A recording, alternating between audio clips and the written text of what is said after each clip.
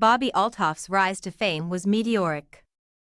In just over a year and a half, her podcast, The Really Good Podcast, exploded in popularity, racking up millions of views, and becoming a viral sensation on social media. She seemed to have everything going for her: a unique style, an engaging persona, and an ever-growing list of celebrity guests. Yet, just as quickly as she rose to prominence, her momentum came to a screeching halt. In less than 2 months, her viewership essentially flatlined, leaving many wondering what went wrong. In this analysis, we'll explore the series of events, decisions, and controversies that led to the swift demise of Bobbi Althoff's podcast. From a viral debut to personal drama and audience fatigue, there's a lot to unpack about the meteoric rise and sudden fall of The Really Good Podcast. The early days, a viral start. Bobbi Althoff's journey into the spotlight began in 2021 with her TikTok account, where she garnered attention for her dry, sarcastic humor revolving around the realities of motherhood. Her content, which often blended dark humor with candidness, quickly resonated with audiences. Within just 26 videos, she managed to build a substantial following.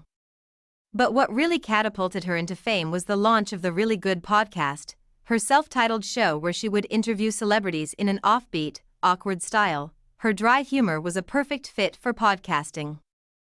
And the first few episodes of the show racked up millions of views. The concept was simple. Bobbi would have unscripted, uncomfortable conversations with high-profile guests, often making them laugh with her sarcastic questions and unpredictable remarks. It was a formula that worked, at least initially. Clips from her interviews went viral on TikTok, and her fan base expanded rapidly. The turning point came with her interview of Funny Marco, a comedian and social media influencer. The episode struck a chord with viewers, amassing millions of views not just in clips but also the full podcast. The chemistry between Bobbi and Marco was palpable, and the awkward humor felt fresh and new. The viral nature of the episode seemed to solidify the idea that Bobbi had found her niche. After the success of Funny Marco, Bobbi's trajectory only seemed to climb. One of the most significant moments in her early success came when she landed Drake as a guest on her podcast, no easy feat for a rookie podcaster. The episode was intimate, casual, and full of humorous moments that made it feel like two old friends catching up.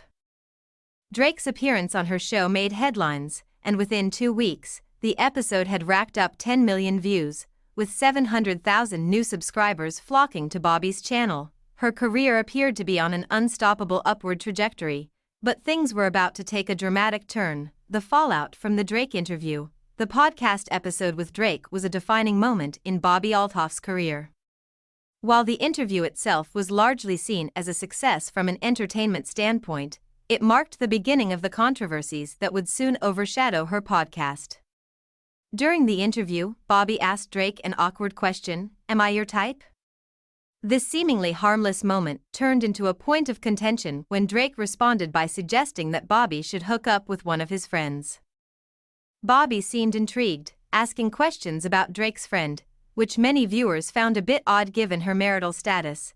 This lighthearted exchange quickly spiraled into a much larger issue. Bobbi's husband filed for divorce just 6 days after the interview aired.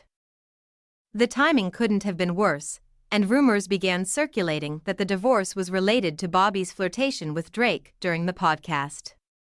Public speculation about her marriage and the possibility of an affair with Drake became the subject of countless social media discussions. To make matters worse, Bobbi herself seemed to fuel the fire. She posted a TikTok confirming her divorce, which only added more fuel to the rumor mill. In the post, she reflected on her decisions, saying she regretted missing her daughter's first birthday to be with Drake, a moment that would later become the subject of criticism. Fans and critics alike began to question her priorities, with some accusing her of prioritizing fame over family. While Bobbi denied that she had cheated with Drake, the damage was done. The narrative surrounding her podcast and her personal life began to shift from one of innocent humor to one of scandal and controversy. Her brand, which had been built on a quirky, dry sense of humor, now seemed tainted by the perception that she was using her relationships with celebrities for personal gain. even at the expense of her family life. The descent, controversies and criticisms. As Bobbi's reputation became more entangled with her personal life, the content of her podcast began to suffer. Viewers who had once tuned in for the awkward, hilarious interviews with celebrities started to become disillusioned with her antics. Her interviews became more predictable, with less charm and spontaneity. The dry humor that had originally made her popular began to feel forced, and the awkward pauses that had once been endearing now felt awkward in the worst sense of the word. The turning point came when Bobbi began to criticize her guests, sometimes in what appeared to be an effort to create viral moments at their expense. One of the most talked about incidents occurred during her interview with rapper Lil Yachty. Bobbi recounted how awkward it was walking into his house, describing it as uncomfortable and unfriendly. She criticized Yachty for being awkward and not being a good host, which many viewers saw as ungrateful and unprofessional.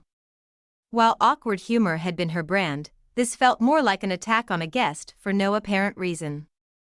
The backlash was swift, and many fans accused her of being disrespectful to her guests, turning what should have been a fun, light-hearted interview into an uncomfortable, one-sided critique. At the same time, rumors about Bobbi's management team began to surface. Some viewers speculated that her rapid rise to fame was less a result of her natural talent and more the product of careful management. There were whispers that her agency, WME, William Morris Endeavor, had orchestrated much of her success, providing her with the right celebrity connections and industry backing. While Bobbi denied these claims, they persisted. Many felt that her rise had been too fast and too perfectly timed, fueling the belief that she was an industry plant rather than a self-made success. Financial inconsistencies and the broke narrative. Another issue that began to turn off viewers was Bobbi's financial narrative. In several podcasts, she claimed that she was struggling financially, describing herself as being in debt and constantly juggling credit cards to make ends meet. She even told entrepreneur Mark Cuban during an appearance that she had no money and was deeply in debt. These statements seemed to resonate with her audience, who sympathized with her struggles and saw her as an underdog. However, cracks began to show in this narrative.